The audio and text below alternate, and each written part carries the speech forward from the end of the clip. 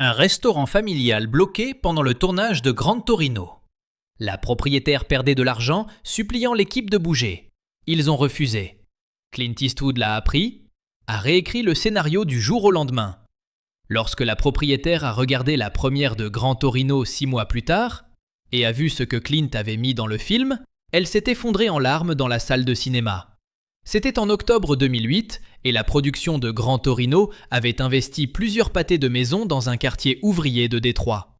Le film, que Clint Eastwood réalisait et dans lequel il tenait la vedette, racontait l'histoire d'un vétéran de la guerre de Corée confronté à ses propres préjugés tout en se liant d'amitié avec ses voisins Hmong. La production avait besoin de lieux authentiques à Détroit, de vraies rues, de vraies maisons, de véritables commerces de quartier qui reflétaient les difficultés économiques et la diversité culturelle de la région. L'un de ces commerces était Maria's Kitchen, un petit restaurant familial qui fonctionnait au même coin de rue depuis 23 ans. Maria Kowalski, une américaine polonaise de deuxième génération, avait ouvert le restaurant en 1985 avec de l'argent emprunté à ses parents. Il servait une cuisine polonaise traditionnelle aux côtés de plats réconfortants américains. Des pierogi, du kielbasa, du pain de viande, de la purée de pommes de terre. Le genre de nourriture honnête et abordable sur laquelle les familles ouvrières pouvaient compter. Le restaurant n'était pas chic. 20 tables, une petite cuisine, Maria faisant elle-même la plupart de la cuisine, aidée par sa fille Anna et un cuisinier à temps partiel. Mais il était assez rentable pour payer les factures, subvenir aux besoins de la famille de Maria et servir de lieu de rassemblement pour le quartier. Des habitués venaient plusieurs fois par semaine. Des familles y fêtaient des anniversaires. Après les enterrements, les gens se réunissaient chez Maria pour se réconforter, manger et partager un moment. Maria avait survécu à la crise financière de 2008 qui avait dévasté Détroit. Alors que d'autres restaurants de sa rue avaient fermé, 3 au cours de la seule année écoulée, Maria's Kitchen était resté ouvert en maintenant des prix bas, des portions généreuses et une qualité constante. Ses habitués, dont beaucoup étaient des ouvriers automobiles licenciés ou partis en retraite anticipée, comptaient sur elle. Certains clients âgés y mangeaient 5 jours par semaine, car c'était moins cher et plus convivial que de cuisiner chez eux. Maria connaissait leurs noms, ceux de leurs petits-enfants, leurs tables préférées. Le parking du restaurant était petit, peut-être 10 places, mais il était de plein pied, directement accessible depuis la route principale, et c'était la seule raison pour laquelle de nombreux clients pouvaient venir. La plupart de la clientèle de Maria était composée de personnes âgées du quartier qui ne pouvaient pas marcher loin, de travailleurs venant déjeuner entre 2 services, et de familles avec de jeunes enfants qui avaient besoin de la commodité de se garer juste devant la porte. Lorsque la production de Gran Torino est arrivée dans le quartier, Maria était d'abord enthousiaste. Un grand film hollywoodien réalisé par Clint Eastwood tourné juste dans son secteur. Cela semblait pouvoir être bon pour les affaires. Peut-être que les membres de l'équipe mangeraient à son restaurant. Peut-être que le quartier recevrait un peu d'attention positive. Le responsable des repérages a approché Maria au sujet du tournage de quelques scènes de rue extérieures près de son restaurant. Il n'aurait pas besoin d'utiliser son bâtiment, juste la rue devant. Maria a accepté, heureuse de soutenir une production qui attirait l'attention sur son quartier. Ce que Maria ne comprenait pas, c'est que tourner près de son restaurant signifiait que la production aurait besoin de contrôler tout le pâté de maison, y compris son parking, pendant plusieurs jours. Le premier jour de tournage, Maria est arrivée à 5 heures pour préparer le service du petit déjeuner. Il y avait déjà des camions de production garés sur son parking. Les 10 places étaient remplies de camions d'équipement, de véhicules de l'équipe et d'un gros camion générateur qui tournait pour alimenter le matériel de tournage. Maria a trouvé le superviseur de l'équipe, un homme dans la trentaine, avec un bloc-notes et un casque, coordonnant l'installation. « Excusez-moi, ce sont des places de parking pour les clients. Mon restaurant ouvre à 6 heures. Les gens ont besoin de pouvoir se garer. » Le superviseur a à peine levé les yeux de son bloc-notes. « Nous avons un permis pour le pâté de maison pour le tournage jusqu'à mercredi. Votre parking fait partie de la zone autorisée. » « Jusqu'à mercredi ? Ça fait 3 jours. Je ne peux pas avoir mon parking bloqué pendant 3 jours. »« Madame, nous avons des permis de la ville. Votre parking se trouve dans la zone autorisée. Nous en avons besoin pour installer l'équipement. Mais mes clients, ce sont surtout des personnes âgées, des familles avec enfants. Ils ne peuvent pas marcher depuis plusieurs pâtés de maison. S'ils ne peuvent pas se garer ici, ils ne peuvent pas venir à mon restaurant. Le ton du superviseur est passé à une impatience à peine dissimulée. Je suis désolé pour la gêne occasionnée, mais nous avons un calendrier de tournage serré. Les permis sont valables. Vous devrez vous adresser à la ville si vous avez un problème. Maria a senti la panique monter. 3 jours sans parking pour les clients signifiait 3 jours de presque aucune affaire. Elle a fait le calcul dans sa tête. Son chiffre d'affaires quotidien typique était d'environ 1 500 $. 3 jours représentaient 4 500 $ de revenus perdus. Elle travaillait avec des marges minces. Le loyer était de 2 800 $ par mois, plus les charges, les coûts alimentaires, les salaires d'Anna et du cuisinier à temps partiel. Elle ne pouvait pas absorber une perte de 4 500 $. « S'il vous plaît », a dit Maria, entendant le désespoir dans sa propre voix et le détestant. « Je vous le demande, de personne à personne. Je dirige une petite entreprise. Je ne peux pas survivre 3 jours sans clients. Pouvez-vous, s'il vous plaît, déplacer juste quelques-uns des camions, me laisser 4 ou 5 places ? Madame, je comprends votre frustration, mais j'ai un travail à faire. Ces camions sont positionnés exactement là où ils doivent être pour notre logistique d'équipement. Je ne peux pas les déplacer.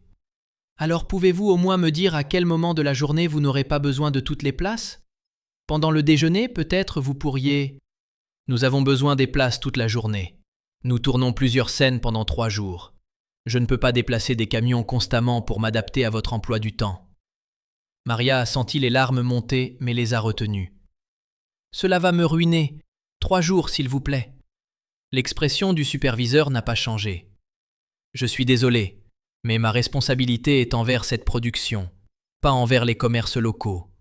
Vous allez devoir faire avec. Maria a essayé une dernière approche. Je suis ici depuis 23 ans. J'ai survécu à la récession. J'ai gardé mes employés alors que d'autres licenciaient. Ce restaurant nourrit des gens qui n'ont pas les moyens d'aller ailleurs. Cela ne compte pas ?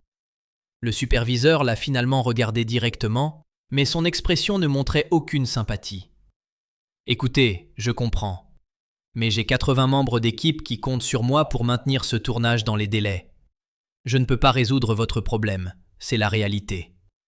Maria a ouvert son restaurant ce matin-là, sachant que presque personne ne viendrait. Elle avait raison. Les rares clients qui ont essayé de venir ont jeté un coup d'œil au parking bloqué rempli de camions de cinéma et aux membres de l'équipe qui les éloignaient activement de la zone, et ils sont repartis. À l'heure du déjeuner, Maria avait servi exactement 4 clients, tous venus à pied du quartier immédiat. 4 clients, alors qu'elle servait normalement 60 personnes pendant le service du déjeuner. Elle a appelé son propriétaire pour expliquer que le loyer de ce mois-ci pourrait être en retard. Elle a appelé Anna et lui a dit de ne pas venir pour son service. Cela ne servait à rien de la payer alors qu'il n'y avait pas de clients. Elle est restée debout dans son restaurant vide, regardant les tables qui auraient dû être pleines, et a pleuré. Le deuxième jour, Maria a fait un panneau. Elle l'a écrit au marqueur sur un morceau de carton et l'a scotché sur sa vitrine. Fermé. L'équipe de tournage bloque le parking pour 3 jours. Je ne peux pas me permettre de rester ouvert sans clients. Désolé pour nos habitués. Nous rouvrirons quand nous pourrons. Elle a verrouillé la porte et est rentrée chez elle. Cela ne servait à rien de rester ouvert sans parking et sans clients. Ce que Maria ne savait pas, c'est que Clint Eastwood est passé devant son restaurant cet après-midi-là en se rendant d'un lieu de tournage à un autre et il a vu le panneau. Clint était dans le métier du cinéma depuis plus de 50 ans. Il avait vu comment les productions pouvaient impacter les communautés locales, généralement positivement avec des emplois et une activité économique, mais parfois négativement lorsque les besoins de la production entraient en conflit avec les commerces locaux. Il avait toujours essayé d'être respectueux, de minimiser les perturbations, de s'assurer que ses équipes traitent bien les habitants. Il a lu le panneau de Maria depuis sa voiture. Fermé. L'équipe de tournage bloque le parking pour 3 jours. Il s'est garé, est descendu et s'est dirigé vers le restaurant. Le panneau comportait également le numéro de téléphone de Maria pour les demandes de traiteurs. Clint l'a noté. Ce soir-là, Clint a appelé Maria. « Est-ce bien Maria? Maria's Kitchen ?»« Oui, c'est Maria. »« Ici Clint Eastwood. Je réalise le film qui est tourné dans votre quartier. » Maria est restée silencieuse un moment, certaine qu'il s'agissait d'un canular.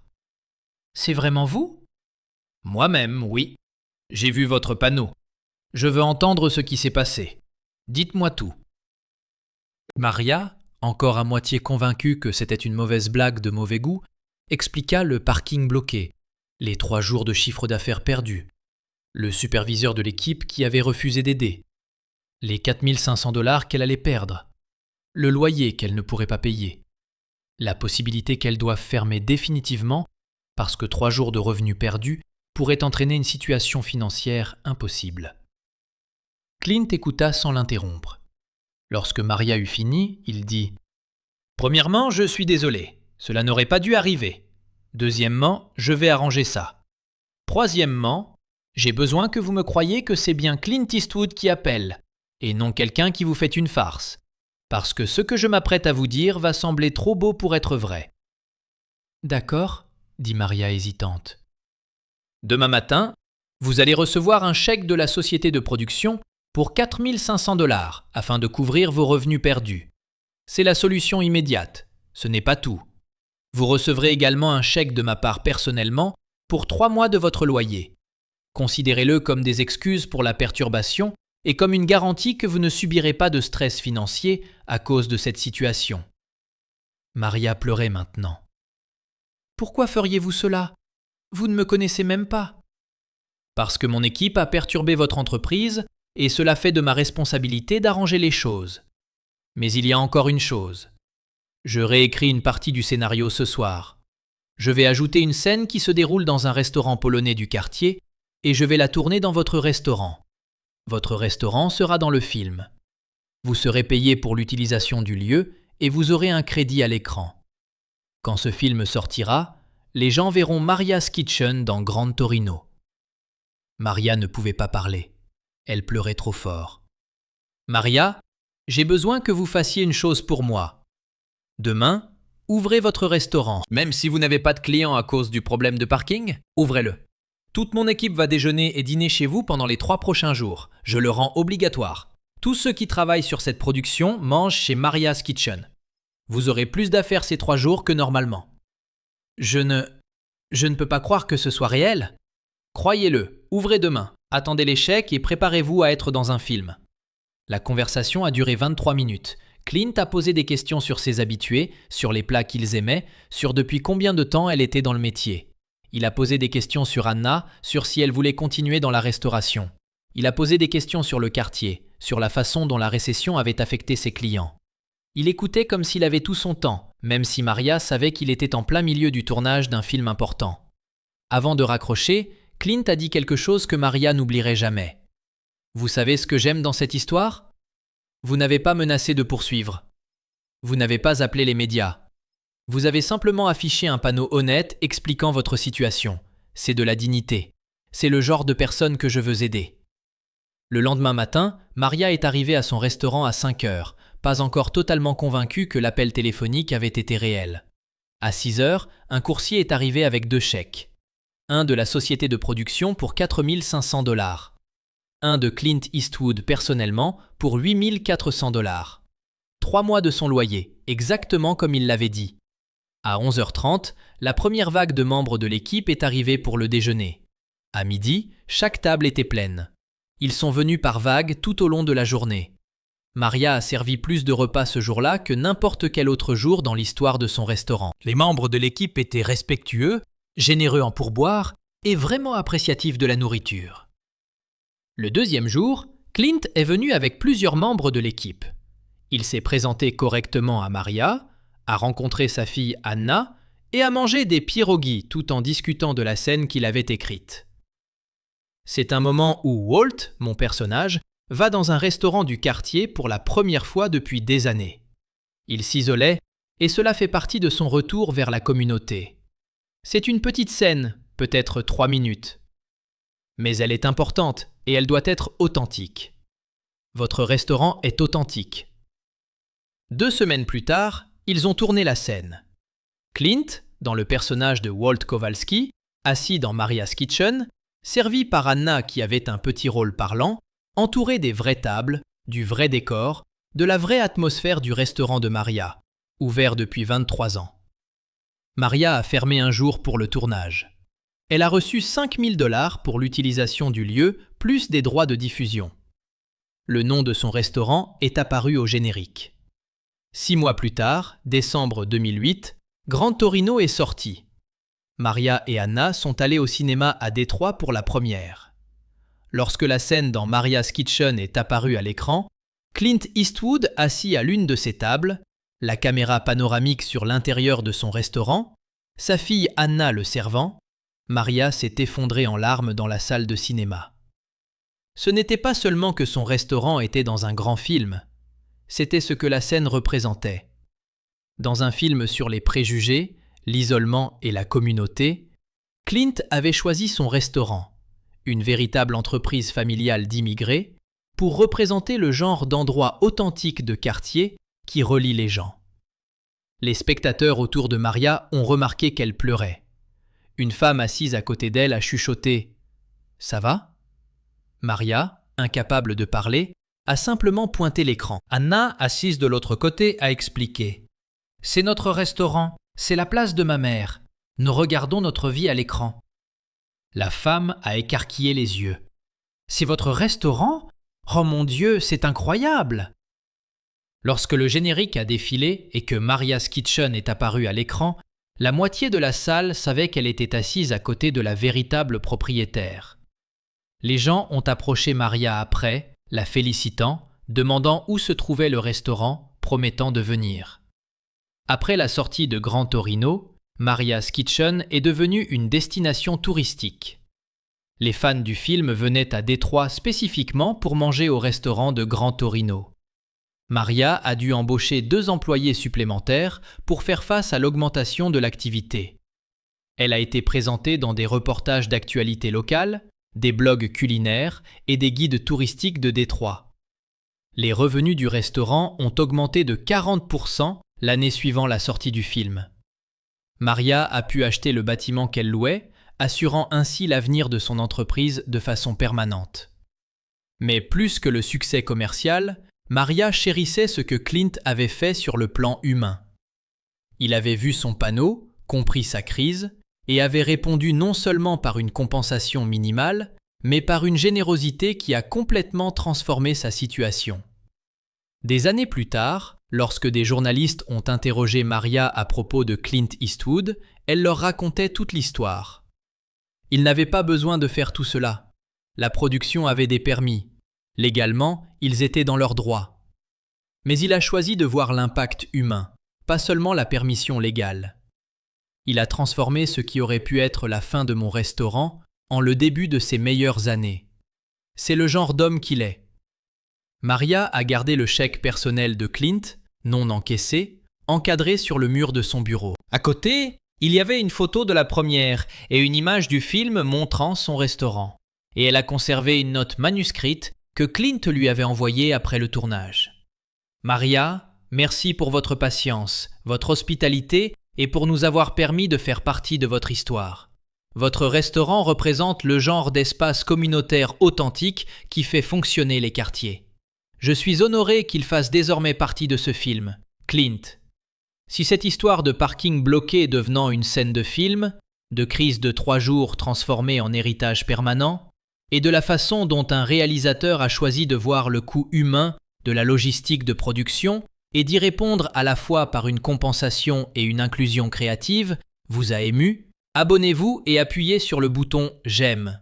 Partagez-la avec les propriétaires de petites entreprises, les travailleurs de l'industrie cinématographique ou toute personne qui a vu ses moyens de subsistance perturbés par des forces hors de son contrôle. Avez-vous vécu une situation où quelqu'un a transformé une crise en opportunité ? Partagez votre histoire dans les commentaires et n'oubliez pas d'activer la cloche.